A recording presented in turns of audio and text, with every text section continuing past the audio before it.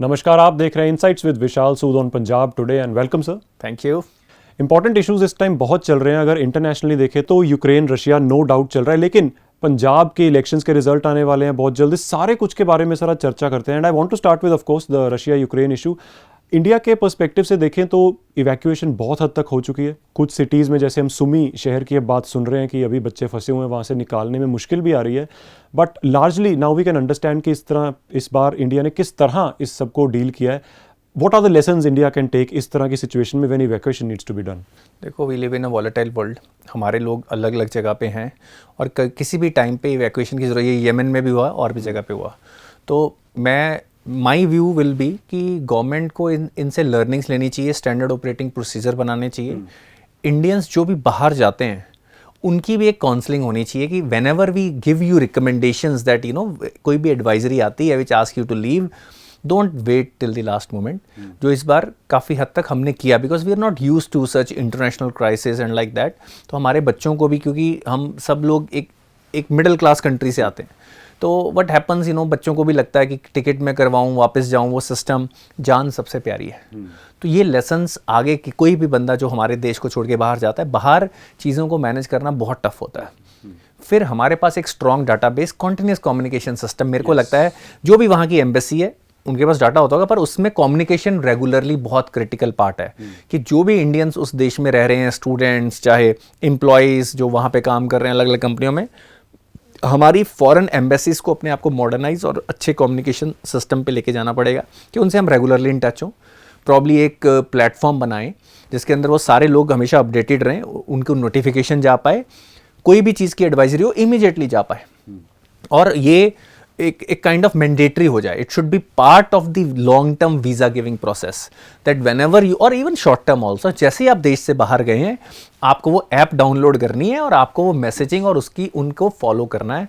ये long term में it can save lot of lives, it can save lot of trouble. और किसी भी चीज़ को हम एमरजेंसी बनने ही क्यों दें? अगर हम पहले ही उस पर ये एक्शन ले पाते तो I think that would have been better. Yes, we can all agree कि टाइमिंग का इशू इस बार रहा है, स्पेशली इंडियंस के लिए स्टक देयर। हम देखो फोकस थे कि हमारे बच्चे वापस आएं, we were just focused on that and I wanted to have this discussion, but अब आ गए हैं तो I think we can have this discussion कि भाई हम आगे के प्रोसेस क्या बना सकते हैं, गवर्नमेंट क्या लेसन लर्न कर सकती है, इनको SOP बनाया जाए। Foreign ministry, we feel they are very progressive people, although foreign diplomacy ही हमारा मेन काम है, पर मेरे को ये लगता है कि गवर्नमेंट को ये भी देखना चाहिए कि भाई basically it is not just about foreign diplomacy. हमारे लोग जो बाहर हैं इसको भी एक प्रायोरिटी देनी पड़ेगी, उनकी सेफ्टी। अगर मैं जो वर्ल्ड पावर्स हैं, अगर हम भी अपने आप को वर्ल्ड पावर बोलते हैं तो हम किसी ना किसी क्राइसिस का पार्ट बनेंगे और कल को अलग तरीके से बनेंगे।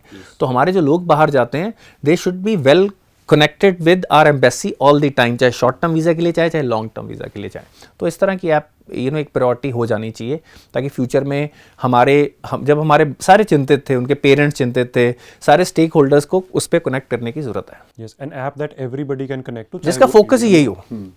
बिल्कुल, उसमें कलर कोडिंग हो कि भाई मैं चलो थोड़ा ज़्यादा डिटेल में जा रहा हूँ कि अगर रेड नोटिस आया तो आपको क्या इमीडिएट एक्शन लेना है, ऑरेंज नोटिस है, ग्रीन नोटिस है, इस तरह से कुछ सिस्टम हमें बनाना पड़ेगा। Okay, coming back to the Ukraine Russia situation, पहले हमने बात की कि NATO was giving military aid and that kind of help to Ukraine, जिससे हम सोच रहे थे कि रशिया को ये प्रोवोकेशन है एक बार फिर, and now NATO is saying कि हम जेट्स भेज रहे हैं to save democracy in Ukraine. Once again, do you see it as trying to escalate it? देखो, when someone like US says कि हम डेमोक्रेसी को इम्प्लीमेंट करने या बचाने के लिए जा रहे हैं, it's such a joke, right? It's such a height of hypocrisy. अगर आपको डेमोक्रेसी इतनी प्यारी है तो आपका $1.6 ट्रिलियन का चाइना से बिजनेस ही क्यों है? वहाँ से क्यों सामान बनवा रहे हो, राइट? अगर आपको डेमोक्रेसी इतनी प्यारी है तो सऊदी अरेबिया में क्यों नहीं डेमोक्रेसी इंप्लीमेंट कर देते? UAE में क्यों नहीं डेमोक्रेसी? रशिया में तो फिर इलेक्शन होते हैं, है ना? फेयर अनफेयर वो उनके लोगों ने देखना है, वो वोट डालते हैं, वो मीडिया को मैनेज करते हैं, वहाँ पे तो इलेक्शन ही नहीं होते। तो पहले तो वहाँ पे डेमोक्रेसी आप इम्प्लीमेंट करो। डेमोक्रेसी के नाम पे आप किसी देश की सिक्योरिटी, किसी देश के लोगों को यूज़ कर रहे हो। आज की डेट में we agree Russia should not have attacked, पर आप रशिया के पर्सपेक्टिव से ये देखो, अगर वो UN जाते तो क्या UN से कोई भी उनको इंसाफ मिलने का चांस था? UN is in the back pocket of US, वो वही करेगा जो US बोलेगा। सारी western economies, NATO is a military alliance, NATO is not a democratic alliance, it is a military alliance. तो जब आप NATO का मेंबर बना रहे हो किसी के नेबर को और उसको स्ट्रेटेजिकली उनकी भी तो एक डिफेंस काउंसिल है ना हर बड़े देश की, तो क्या वो जानते नहीं होंगे कि इससे आने से लॉन्ग टर्म में क्या खतरा होने वाला है? So I think this NATO's military alliance of NATO, जब वो कहते हैं कि हम वेपन्स देंगे, उनका कोई इंटरेस्ट नहीं है कि यहाँ पे वॉर खत्म हो, वेपन्स दे रहे हैं ना, उससे क्या होगा? कुछ और जहाज गिरेंगे, कुछ पायलट मरेंगे, कुछ उनके पायलट मरेंगे, राइट? सो ये इस वक्त सबसे बड़ी चिंता का इशू इस वक्त दुनिया के लिए होना चाहिए कि अमेरिका पे प्रेशर बनाने की जरूरत है कि वो इस लड़ाई के लिए क्लियर कट बोले, एक स्टेटमेंट दे कि NATO will not be present in Ukraine. D-escalation करने की जरूरत है, टेबल पर लाने की जरूरत है दोनों पार्टी। एब्सोल्युटली। और पुतिन ने बोला है कि मैं 3 पार्टी मीटिंग के लिए तैयार हूं, और India should offer, India has great credibility और इट्स अ डेमोक्रेटिक कंट्री, ताकि अगर नेटो भी बोलता है, कुछ भी बोलता है, बट इंडिया हैज़ टू सी कि इसके उनके लिए इंप्लीकेशन क्या आएंगे, है ना? क्योंकि यूएस को तो पता ही है उनको क्या चाहिए। डेफिनेटली।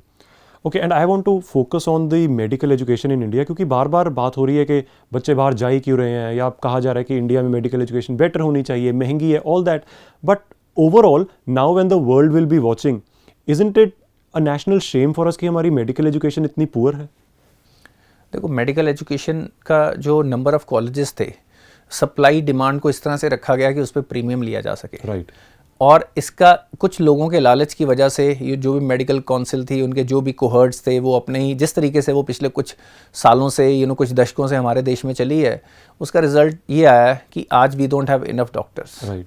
डॉक्टर बंदा इतने पैसे खर्च करके बनता है कि उसके बाद वो अननेसेसरी ऑपरेशंस करता है। उसको अगर जो 3 करोड़ 4 करोड़ खर्च करके जो MBBS और MD कर रहा है, MBBS तो आजकल काफ़ी नहीं है, राइट? उसके बाद वो क्या करेगा? आपको टेस्ट ही तो रिकमेंड करेगा unnecessary, totally unnecessary examinations, right? वो करेगा, आपके बिना वजह के ऑपरेशन होंगे, और सिर्फ अगर पैसे वाला ही जा पाएगा तो टैलेंटेड बंदा, तो बेस्ट बच्चा जो डॉक्टर का जिसका सबसे ज़्यादा कैलिबर है, उसको वो मिलेगा नहीं। तो मेरे को ये लगता है, हालांकि again it is on paper, government जो कह रही है कि हर डिस्ट्रिक्ट में मेडिकल कॉलेज और ये अब इम्प्लीमेंट होना चाहिए, ये बहुत ज़रूरी है।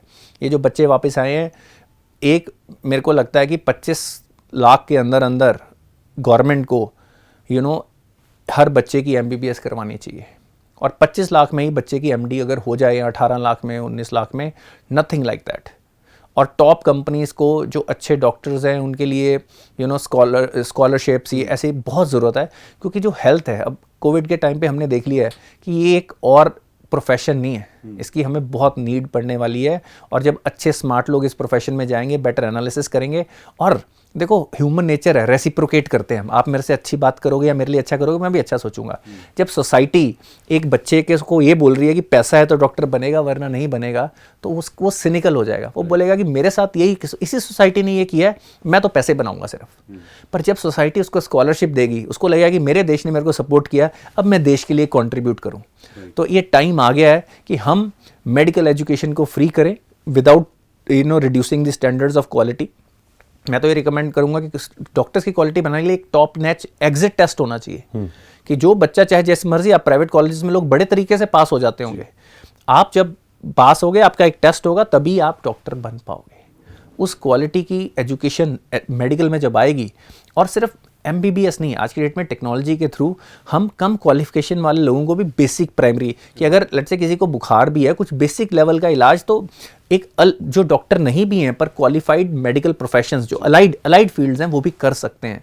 तो हमें वो भी नंबर बढ़ाने की ज़रूरत है, और हमें उनको इनफ यहाँ पे ग्रोथ एवेन्यूज़ भी देने हैं कि हमारा ट्रेंड स्टाफ बाहर भी ना चला जाए। आज वेस्टर्न इकोनॉमीज भी काफ़ी हद तक जो केयर गिविंग फैसिलिटीज़ के लिए इंडियन प्रोफेशंस पे डिपेंडेंट है। यहाँ पे बच्चा पढ़ता है और वहाँ पे जॉब करने चला जाता है। तो ये मेडिकल प्रोफेशन पे गवर्नमेंट को बहुत ज़्यादा फोकस करने की ज़रूरत है। अगर आप आत्मनिर्भर बनाना चाहते हो, अगर आप एक हेल्थी सेफ नेशन चाहते हो, तो ये बहुत क्रिटिकल एस्पेक्ट है। डेफिनेटली, जैसे मैंने कहा, this can also serve as a wake up call in that field. Absolutely. And hopefully we can improve, because not just improvement, हमें जल्दी इम्प्रूवमेंट चाहिए। जल्दी improvement is the key word actually. Right. And जैसे हमने कहा था कि पंजाब की बात अब करनी बहुत ज़रूरी है, इलेक्शन रिजल्ट्स आने वाले हैं, एंड बार बार बात हो रही है कि हंग असेंबली आएगी, किसी की मेजोरिटी नहीं आएगी। In that situation specially you think horse trading होने वाली है 10 तारीख के बाद बहुत ज़्यादा?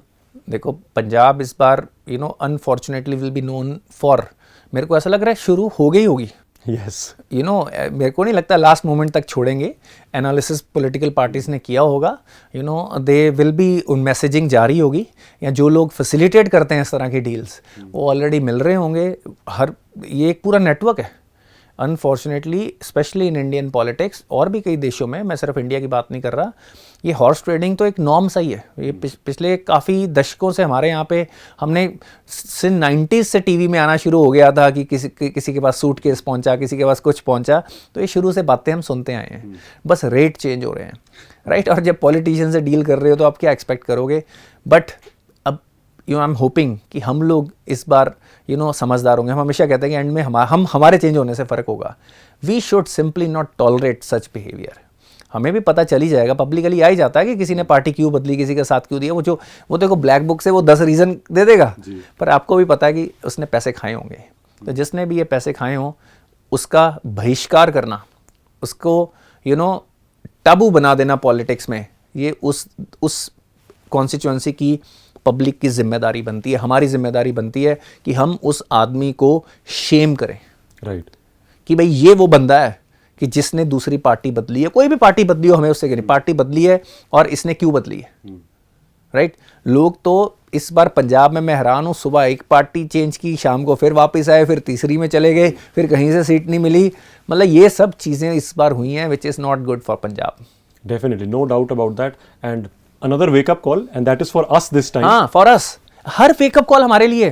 देखो, हमने आंसरेबल करना है। पंजाब टुडे में हम हमेशा कहते हैं कि जब हम जाग जाएंगे उनको अपने आप जगा देंगे। पहले हम तो जागे, हम अभी अपनी कन्वीनियंस देख रहे हैं। हमें लगता है कि यार हमारे काम हो जाएं, 2-4 चल रहा है। We have to move out of that system. बिल्कुल, no doubt about it.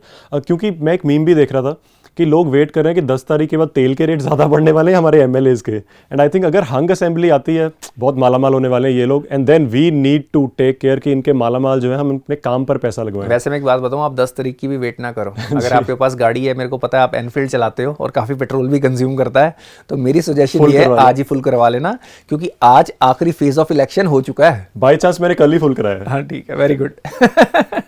Well, thank you so much sir, and आप लोगों का बहुत धन्यवाद। आई थिंक आज की डिस्कशन बहुत इंपॉर्टेंट रही है। अ wake up call for the nation, चाहे इवैक्यूएशन की बात हो, चाहे मेडिकल एजुकेशन की बात हो, और अब हमारे लिए हो, क्योंकि जो रिजल्ट्स आने वाले हैं, in case there is a hung assembly, मैं ये भी बार बार कह रहा हूँ कि पंजाब क्लियर वर्डिक्ट्स देता है, पर इस बार अगर उम्मीद है, so hopefully what ever happens will be the best man win, and may India and Punjab win. इसी उम्मीद के साथ आप देखते रहिए Punjab today, and let's keep praying for Ukraine. Thank you.